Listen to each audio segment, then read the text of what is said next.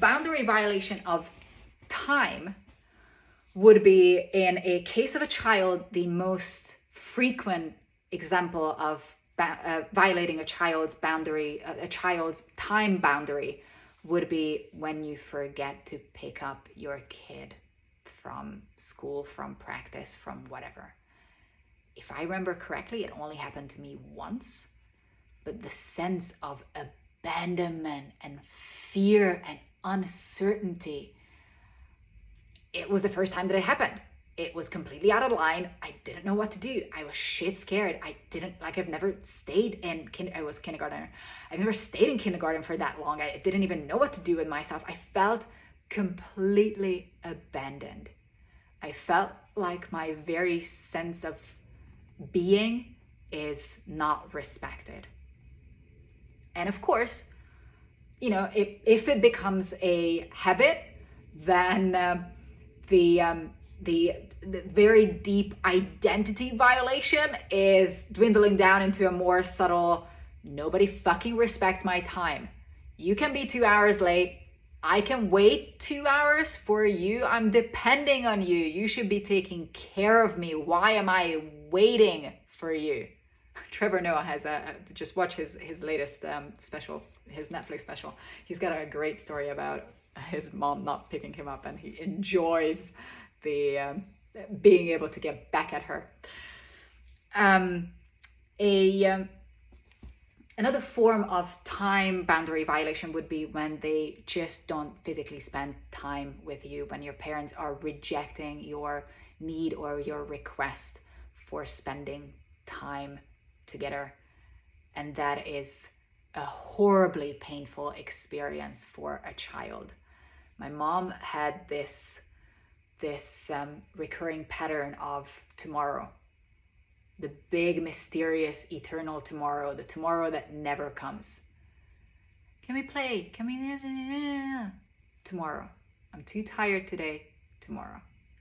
And it is this ever-evolving tomorrow when you constantly disrespect the child's time and just promise that something will happen at a later time, and then it doesn't happen.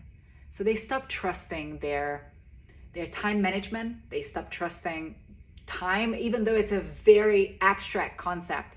They stop trusting time. They stop trusting that something will be fulfilled with time, that time is a successful experience in my life, that if I work towards something, I will achieve success, that incremental change actually flowers and blossoms into a successful experience, that spending time and accumulating time is a successful experience. Instead of that, if you keep violating a child's time, they would have this sense of dwindling flower, this sense of the more time is passing, the less I'm worth, the less you're trustworthy, the less I'm effective, the less I have agency, the less I believe.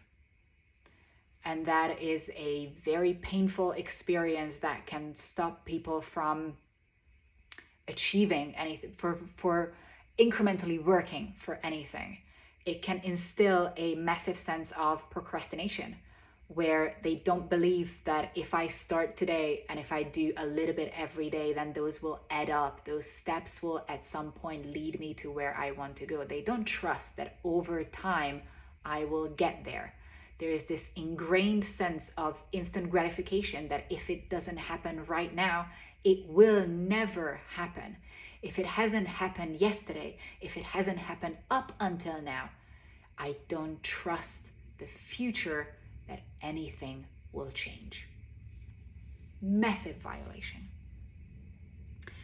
In an adult version of it would be forcing inconvenient timing.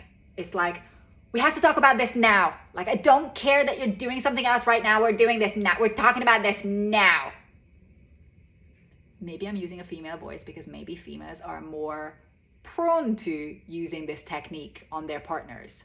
It's just like a complete lack of awareness of context and a complete disrespect for another person's time, We have to do it now, no matter what. And if now is not the appropriate time, then we flip out about it and make it into a big deal. It's a huge boundary violation. Another adult version of it would be when you're just literally stealing other people's time. Is it, can you do this for me? Can you pick this up for me? Can you watch the kids for me? Can you do this? Can you use your time for me? Can I outsource my to-do list into your time schedule? Basically, can you be my assistant for me? Huge violation. And I apologize to every single assistant that I ever used. I'm not the person who's like, can you make a coffee for me? Like, fucking, no. If I can do anything for myself, I will do anything for myself. And lucky enough, in a professional setting, and funny enough, I work with time. In a professional setting, I've managed to get up to the stage in my career when I have a team. And my team would be a quasi facilitator, assistant position to what I'm doing. I'm a head of department, so I would gather other people around me that I can outsource my time to. And I gotta be honest, with things that the aspects of my work that I don't enjoy, scheduling, putting together a call sheet, I would outsource those things because I also at the same time teach other people how to do that.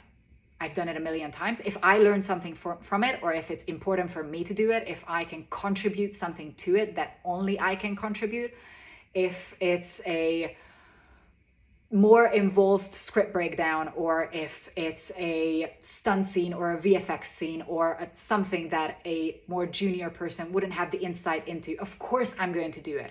If it's a kitchen conversation, you can do it. It's fine. And I use that time so that they don't feel like I'm abusing their time.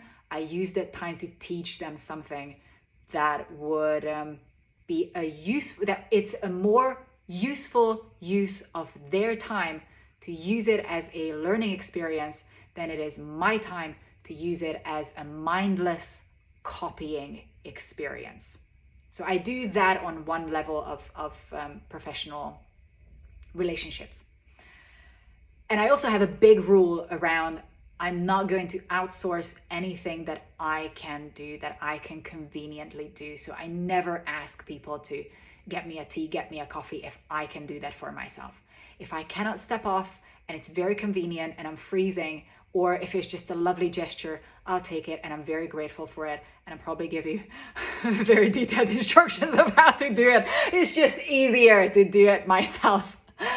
But I would never use and abuse other people's time to outsource something that I just don't want to do.